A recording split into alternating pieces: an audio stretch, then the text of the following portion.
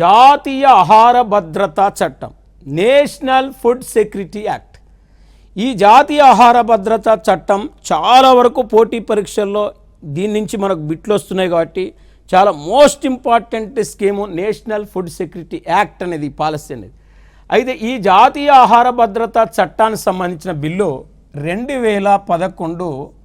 2011 December 22న లోక్సభలో దీన్ని ప్రవేశపెట్టడం జరిగింది.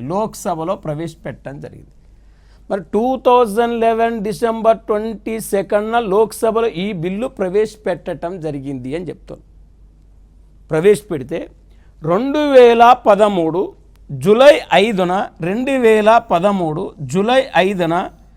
రాష్ట్రపతి అనుమతి పొందినది.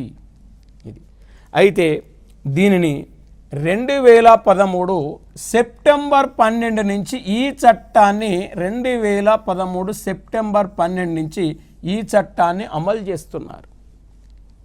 మరి 2013 సెప్టెంబర్ 12 నుంచి ఈ చట్టాన్ని అమలు చేస్తున్నారని చెప్తున్నాం.